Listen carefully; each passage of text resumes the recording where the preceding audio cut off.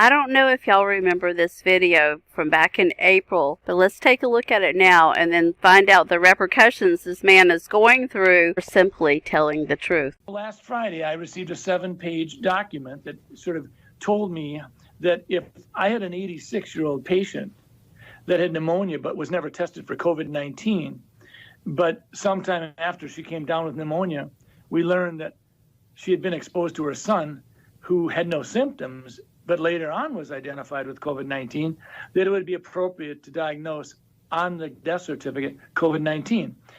Now, we've not done that. If someone has the pneumonia after and it's in the middle of a flu epidemic, and I don't have a test on influenza, I don't diagnose influenza on the death certificate. I will say this elderly patient died of pneumonia. I don't mean to interrupt you, but my heart is sinking right now as you're telling me this. You're a doctor. Why in the world would they be sending you out information to fill out death certificates, whether the person's been diagnosed with COVID-19 or not, but then to say in the death certificate this person's death was caused by COVID-19? That does not sound right to me. I went to the person in our office who does most of the death certificates over the last 10, 20 years, and I said, does this sound right? I had her look at the documents that I printed off, and she said, well, we've always been told that you always put down just facts. You don't put down any probabilities. You don't put any presumptions down. It's just what you know. And so this is concerning, and it actually gets to your point, Chris. When we start talking about the data that goes into the modeling, we have to ask ourselves a question. Are we being forthright? Are we sharing with the public? Minnesota, North Dakota, we don't need to be having it sugar-coated. We want to know what's going into your modeling. So with that being said, why would they want to skew the number of deaths due to COVID-19? Well, fear is a great way to control people. I worry about that. I worry that sometimes we're so darn interested in just jazzing up the fear factor. They listed 2 allegations. They said I've been spreading misinformation in regards to the completion of death certificates on a news program, which happened to take place on April 7th. And you could find that one. It was with Chris Berg if you wanted to. And the other allegation was that I provided reckless advice in my willingness to compare COVID-19 and the flu. When I got this letter, I was ticked. And quite frankly, I leaned into the comfort and wisdom of my family to help them, let them talk me off the cliff. But doggone it, if this can happen to me, my view is it could happen to anybody. I mean, I've been a family doc for 40 years. I work hard, I love my patients, I do house calls, I've been medical director, I've held staff positions in hospitals to help make things work better. I've been in the Senate for 4 years and I've learned a lot. I've never had anything like this happen. Shoot 'em out. 5 years ago I was named the Minnesota Family Doctor of the Year in Minnesota. And I get this because a couple people complained, and I don't get to know who those people are. I don't know if they're routinely in a political camp, if they're activists. I've gone online and looked at what it takes to complete a complaint that the Board of Medical Practice has to follow up on. It's a one-page deal. You can say what you want. You could be a huge donor for the other party, and I wouldn't get to know it. I wouldn't get to know if you live in my district. I don't get to know anything. I checked. So here I am. I've spent the better part of the last 6 days preparing a response. I understand how important the work is that the Board of Medical Practice does. I mean, physicians do screw up. 2 of the big areas where physicians mess up is inappropriate sexual behavior, inappropriate self-medicating, certainly with opiates.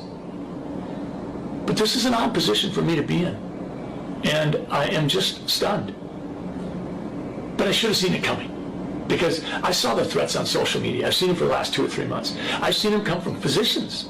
I've seen them come from people in all walk of life. They didn't agree with me.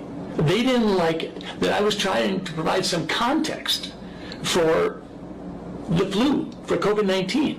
We've had some 35,000, 40,000 cases of COVID-19 in Minnesota thus far. according to the Department of Health people, that might translate into 10 times that many. And if it does translate into 10 times that many, that's 350,000 cases. But in 2018, we had more than 500,000 Minnesotans with the flu.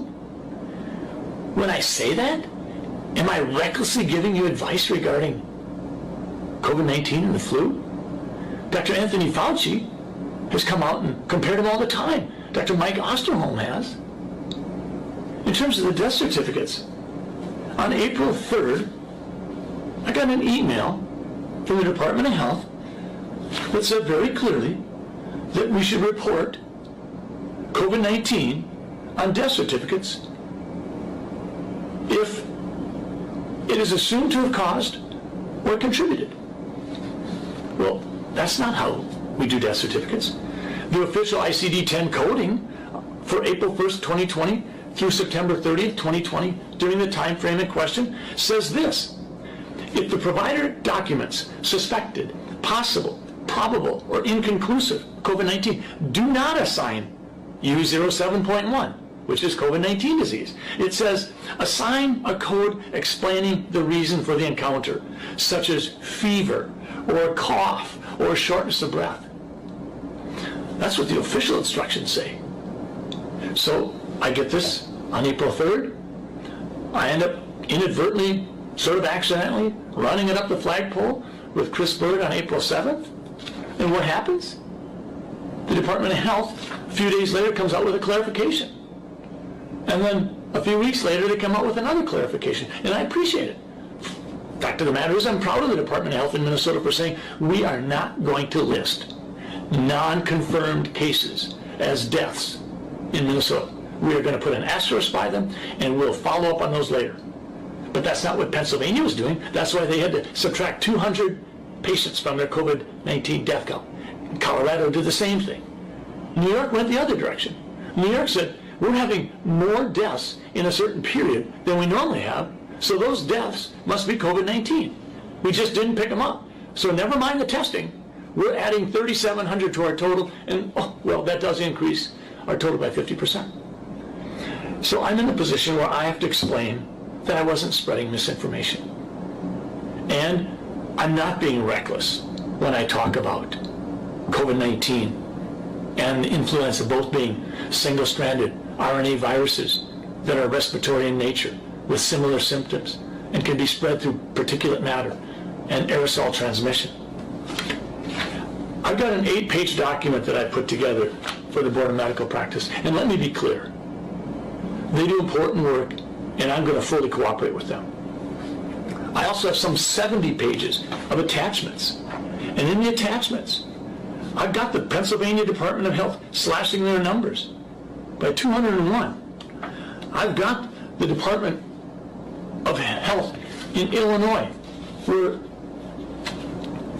one of the directors says that just because we put COVID-19 down on the death certificate as cause of death, that doesn't mean the patient died of COVID-19. She said that.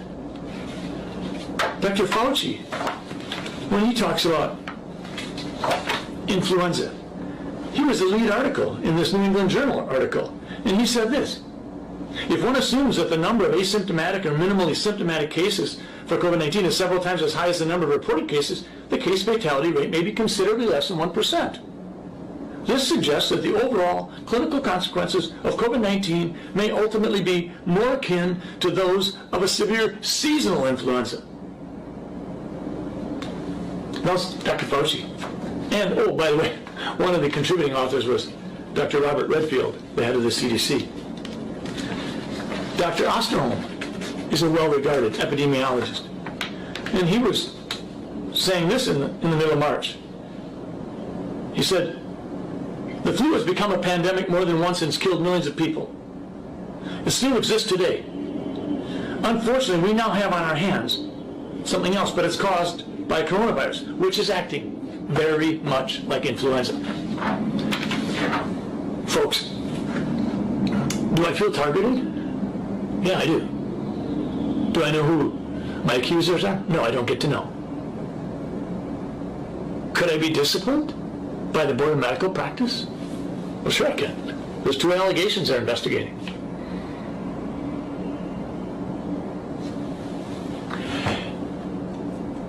if I have been spreading misinformation, It's a real shame that this man is being persecuted for telling the truth.